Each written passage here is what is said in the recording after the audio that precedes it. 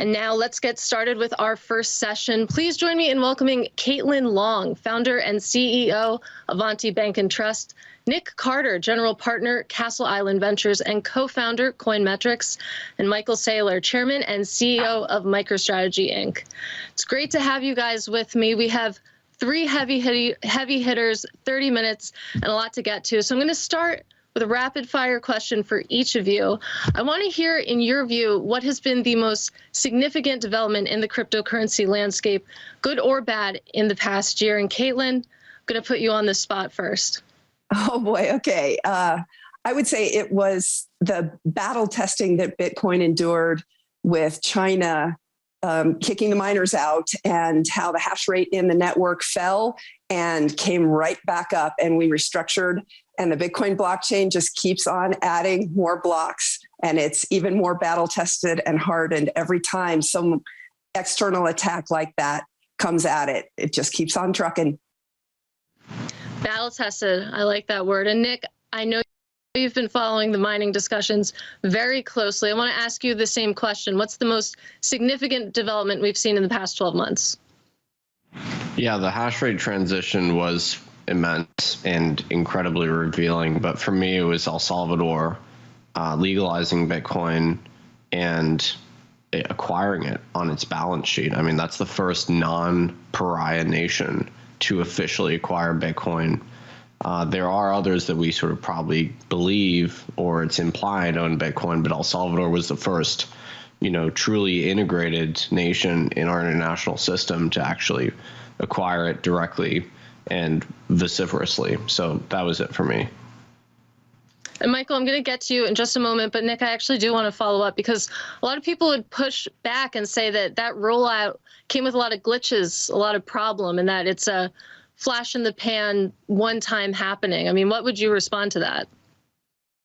Well, I would distinguish the very real, law that was passed, putting Bitcoin on an even par with the dollar, from the software itself that was produced by the government. And no government-produced software is ever going to be perfect. But the important thing is that they've established Bitcoin as a monetary good that's on a completely even par with the existing monetary asset there.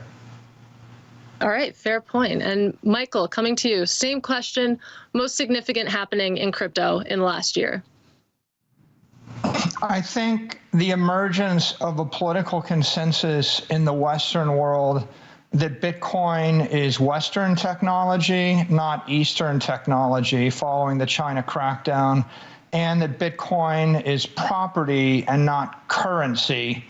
And the acknowledgement by the head of the EU Central Bank, the head of the Federal Reserve, the head of the SEC, Congress, senators, that Bitcoin is digital property.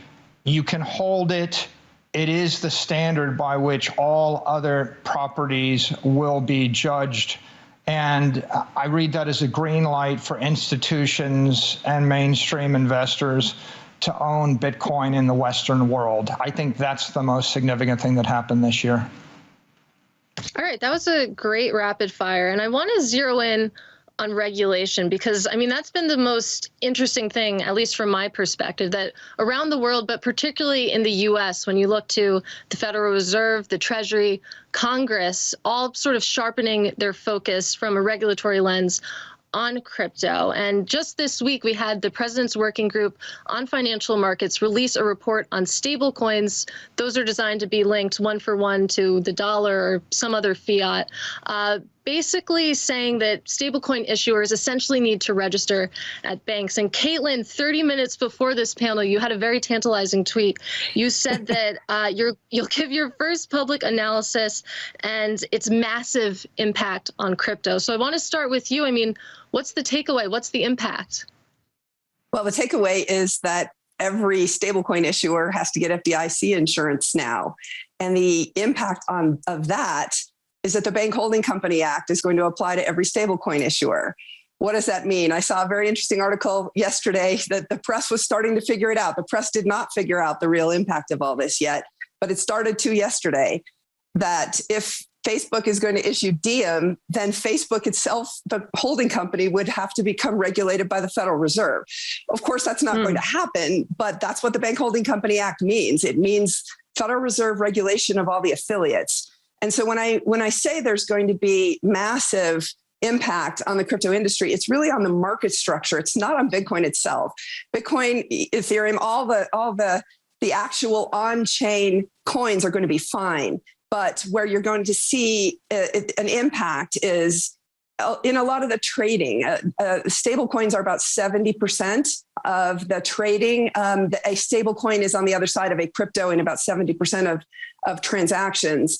And so what the President's Working Group paper has done is say, and by the way, they don't need congressional approval to enforce this, that stablecoin issuers have to get FDIC insurance. What's the impact of that? Well, there's not a single crypto native company that has even applied for FDIC insurance yet. There's a reason for that, but that's the fact. Actually, there's one that has applied, but the application was withdrawn. So now all of us are starting from scratch to get FDIC insurance. It's a fascinating fact pattern because the incumbent banks already have FDIC insurance.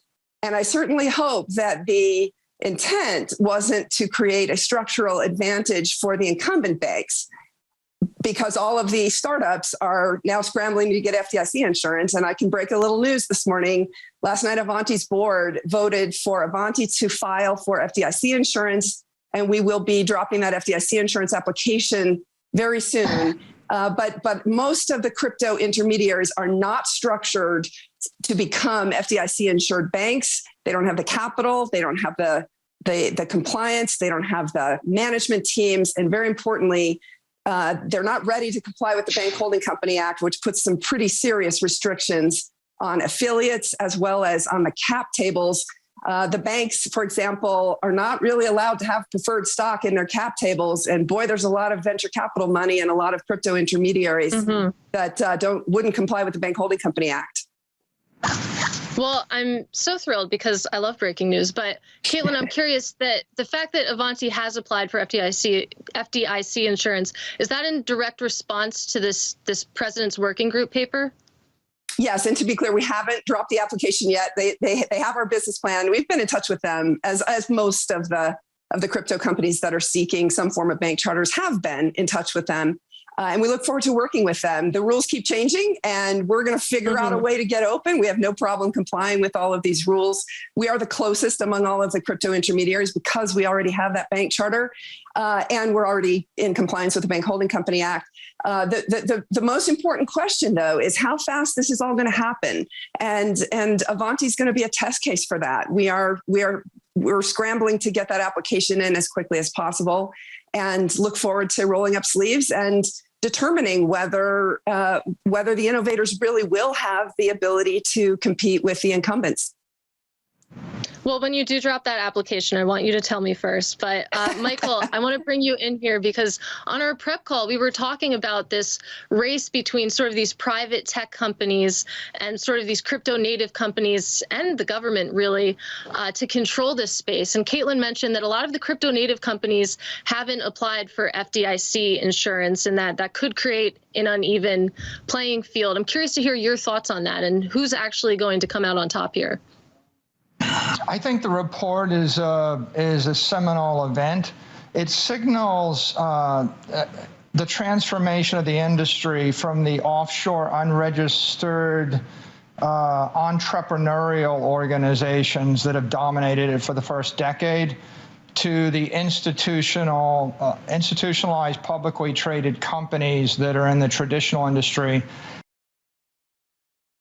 It is a green light to the JP Morgans and the Bank of Americas and the Citigroups of the world to issue $1 trillion of stable coins.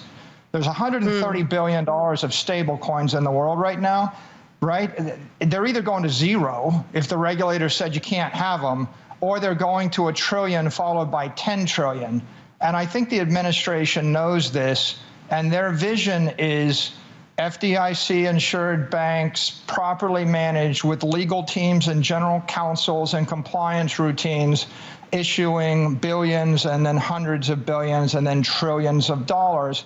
not for the stablecoin use case right now is the settlement of offshore exchanges on Saturday afternoon trading crypto. But the real use case is treasury remittance of Amazon and Apple and Google and Exxon cross-border, or 8 billion people buying things.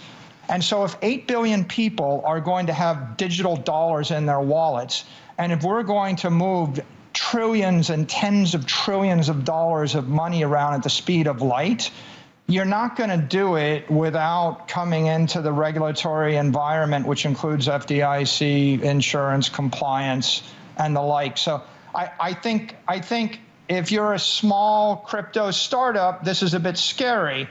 If you're Jamie Dimon, you were waiting for this before you considered getting into this business. And now the question is, which of the big banks are going to move first, and which of the crypto native players are going to cross the chasm to become institutional public grade? And how many of their developers will stay working for them if they get acquired by big banks? Like, we got to grow up at some point. There's a lot of Bitcoin maxis that don't like the idea that publicly traded companies own Bitcoin. But that doesn't stop me from buying $3 billion of it. And there's a little friction between the past and the future, and who's going to impact this decentralized crypto economy. Nic, I want to hear your thoughts both on the paper and to Michael's point that, I mean, this could open the door to the big banks, the JP Morgans, the Goldmans, issuing $1 trillion worth of stablecoins. I also want to hear your answer to that. You know, do you think that the crypto community would actually use those stablecoins, those bank-issued stablecoins, or who would that be for? Well, the innovation historically in the stablecoin space has not come from the banks or the incumbent financial sector. It's come from startups and new crypto native firms. So I'm going to push back a little bit here. I mean, I found the paper to be perturbing, and I found that it didn't, grant any recognition to the structures under which stablecoins are issued today, like the trust charter in New York or in Nevada, or under the money transmitter regime on the state-by-state basis. And, these structures work pretty well, frankly. There's heterogeneity there, right? But under some of those models, you have stablecoin issuers as fiduciaries holding, high-quality liquid assets.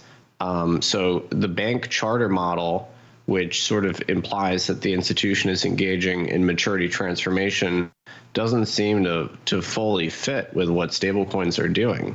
It doesn't really reflect the fact that they're not really engaging in, long-term lending. And so, I would push back a little bit and say, I don't believe stablecoin issuers need to be regulated as banks. That to me just seems to invite a huge amount of government oversight. And, requiring FDIC insurance for stablecoin issuers, in my view, doesn't really comport with the fact that what they're doing is just holding high quality assets on a one-to-one basis, on kind of a full reserve basis. And if you look at the FDIC, I mean, that's an instrument of government intervention into the financial system. Look at Operation Choke Point. FDIC was the means through which, political dictates were handed down.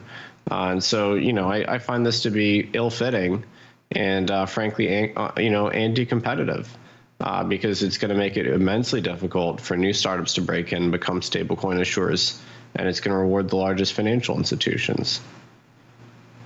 Well, Nic, I'm curious to hear, do you think that there should be more stablecoin issuers, or would this structure, this system, which you say works very well right now, be better served by just having one or two main ones? Because right now it feels like the big boys are Tether and Circle, and that seems to be what everyone uses. I mean, it's very dynamic. If you look at the market share, Tether had almost 100% market share, and today they have, a much reduced market share. USDC has been very successful, but there's other stablecoins issued under some of these other regimes, which in my view are regulated. I mean, people describe stablecoins as unregulated. That's not the case. There's other stablecoins that have done very well and that are, pretty closely monitored by their relevant regulators, whether it's DFS, whether it's, individual states. And so it is dynamic. And of course, from a free market perspective, I think more issuers is always better than fewer. But the president's working groups, language here, I think would restrict the set of issuers. All right, well, we could talk easily for an hour about stablecoins, but somehow we're already halfway through our session almost. And I do want to say again to the audience, if you have questions, feel free to submit them. But we have to talk about ETFs because last month, history was made in the US. You saw the first Bitcoin futures-backed ETFs, not physically backed funds, launch on US exchanges. And that was to a lot of fanfare. I mean, the ProShares product accumulated over $1 billion assets in about 2 days, which is pretty remarkable. But Caitlin, I want to hear your thoughts on whether the fact that we do have US Bitcoin ETFs now, they're futures backed, again, the caveat there, but is that good or bad for the ecosystem overall? Oh boy, it's a double-edged sword. And ever since Backed entered into the scene back in 2017, 2016, I've been warning that, the leveraged players coming into crypto, we're going to start applying the same leverage games that the traditional financial industry deploys. And when they do those leverage games, they are creating more paper claims to Bitcoin than real on-chain Bitcoin exist. And for owners of the real on-chain Bitcoin like MicroStrategy, they don't care. The fact that the price gets kicked around, we've had 2 flash crashes just since the ETFs were introduced in Bitcoin. The price is going to get kicked around periodically and probably suppressed because real demand is being satisfied by fake supply, paper supply. And that does, all things equal, anytime you increase the supply of something and you hold your demand constant, your price is going to drop. That is exactly what's happening. Bitcoin is now a lower price than it otherwise would be were it not for all these leverage games. But I will also say that those warnings that I had back in 2016 were about the leverage games that were going to be played. What I missed back then was that it wasn't the Wall Street firms, that it was going to be our own industry that was going to bring those leverage games. And so the ETFs just ratcheted up by a lot. But the leverage games, this is one of the biggest trends of this 4-year bull cycle, is there's so much leverage in it. And the impact of that is going to be fascinating. We don't really know how it's going to play out. Michael, I'm curious to hear your response here, given that MicroStrategy is a significant holder of on-chain Bitcoin. I mean, what's your opinion on these futures-backed products? First of all, I'm not concerned that a spot ETF is going to rehypothecate or lend their Bitcoin out. I think that that's going to be governed. So that's not a concern of mine. I think that the destiny of Bitcoin is, first, it's eating gold as fast as it can, and so it's going to grow to replace all gold ETFs in the next 2-3 years, and ultimately it's going to emerge as the primary asset index for the Western world, which means it's going to replace the role of the SPDR, SPY, the S&P index, and to do that you need the spot ETFs, and once these spot ETFs roll, I think you'll see billions, then tens of billions, then hundreds of billions, then trillions of dollars flow into them. And, the ETF will just hold the underlying Bitcoin as a custodian and serve as an important institutional on-ramp for institutional investors that want that monetary index exposure.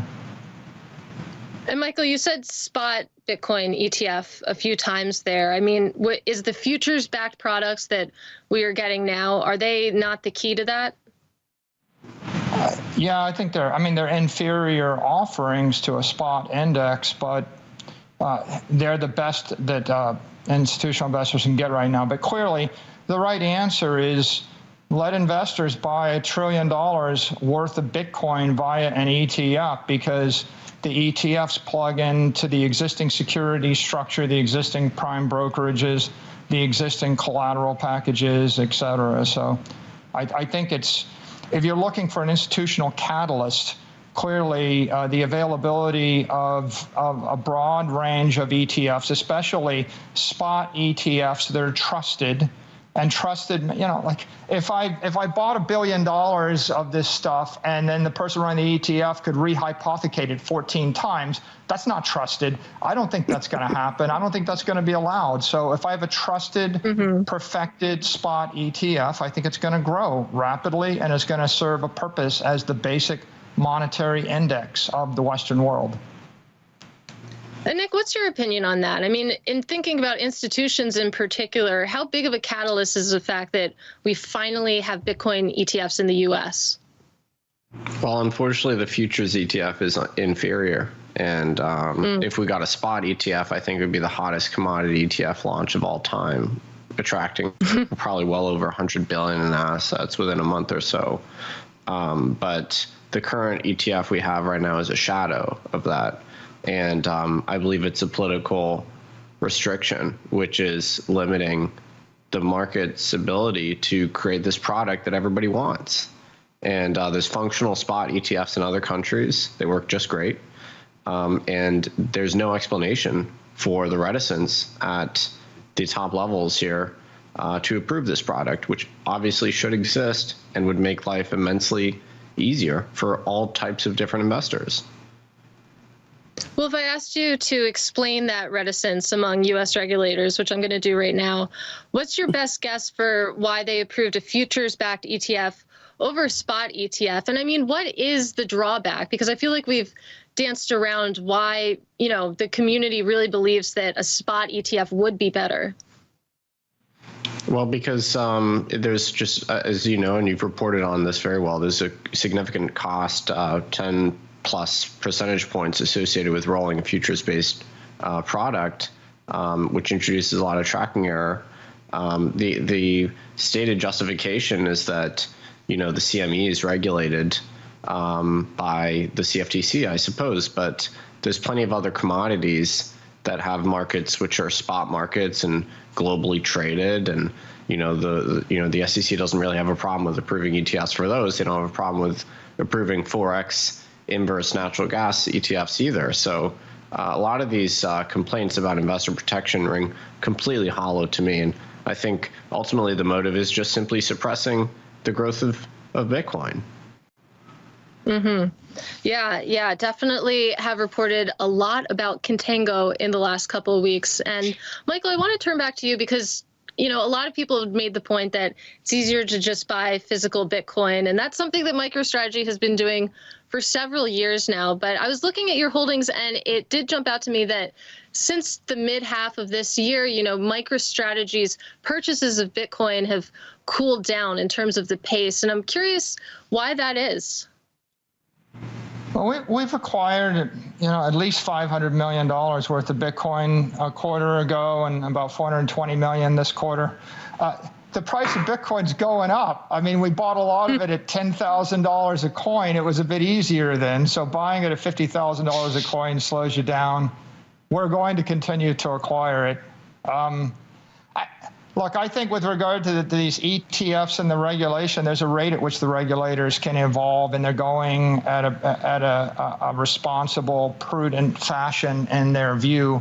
And if you're an investor, when they finally solve all these issues, it's going to be I think it's 1,000 times easier to buy the spot ETF than it is to buy Bitcoin as property. An institution would take 6 months to a year to go through all the regulatory compliance due diligence checks to actually figure out how to acquire and hold in custody the property, and it doesn't fit into their architecture. So when that problem gets solved, the demand's going to go through the roof. The motive to sell it is going to disappear. The price is going to shoot up, right? So you either do the work now and get a lower price, or you wait until it's super easy and you pay a higher price, and everybody gets to make that choice. I kind of like the fact that it's hard to buy the property right now, and the accounting is obtuse, and the spot ETF is not there. As I said, tongue-in-cheek, with regard to the FDIC chair was considering letting banks put it on their balance sheet. When they finally work that out, everybody will want it, nobody will sell it, you won't be able to afford it. That's interesting. Yeah, there's sort of an exclusivity there. But I want to stick with regulation and go to you, Caitlin, because you're based in Wyoming, and it's interesting that Wyoming has become this sort of crypto hotspot, especially as, the broader federal government sort of tries to work out how it actually feels about crypto. Wyoming, obviously very crypto friendly. Curious to hear, first of all, why that is, why Wyoming, and what other states do you think might be taking a page from Wyoming's book? Well, it was opportunistic. And in fact, actually, we're seeing a repeat with all of these new banking rules that are coming down.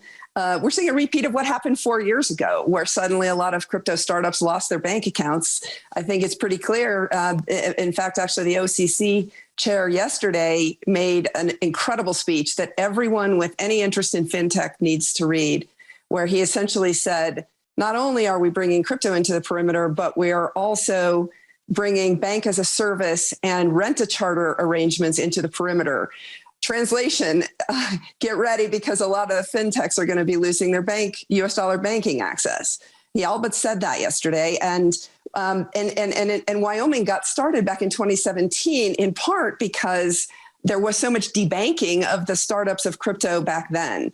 And ultimately, Wyoming was trying to solve a problem for the industry. And it started because Wyoming actually had an outlier money transmission statute that needed to get fixed, and thank goodness it did. And then the legislators saw an opportunity to welcome an industry by just simply giving it a legal status. It's pretty simple what Wyoming did. We just said, hey, Bitcoin is property, and we defined it under commercial law and created a roadmap for judges and parties to transactions to know exactly what their rights and obligations are under the law, making it backwards compatible with the legal system. And in fact, actually, a very important event is about to take place later this week, which is the Uniform Law Commission in the United States, which recommends laws to the states. The states are actually the primary governmental unit in the United States. A lot of folks lose sight of that. It's not the federal government, but especially with commercial law, the states control that. And there is an effort to actually take the concept of what Wyoming did and make it broad. You asked the question, who's followed Wyoming? A handful of states have early adopted that Uniform Law Commission proposal: Texas, Arkansas, and Nebraska so far. And what I would recommend to other states is early adopt that proposal. If you don't, the plaintiffs' lawyers are coming, and your court system is going to get all tied up, gummed up with litigation over this, because there's so much money in this industry now. And the right thing to do is just define what the legal status is. And that's what brought Wyoming to the table. And then the industry flocked here because simply there was a definition of legal status. Man, the American West leading the way. I love it. But somehow we only have about 3 minutes left. We do have a question from the audience that I want to shoot to all of you. And that question is, what major catalyst, in your opinion, will take the crypto asset industry to its next level of maturity and adoption? So we're going to do another rapid fire. Nic, I'm going to shoot that question to you first. What's the next major catalyst? If I had to guess, a major central bank acquiring Bitcoin on a par with its gold reserves, looking at the share of gold it owns and acquiring that proportional amount of Bitcoin in order to hedge the monetary transition that's coming here. Any guesses on what central bank that could be?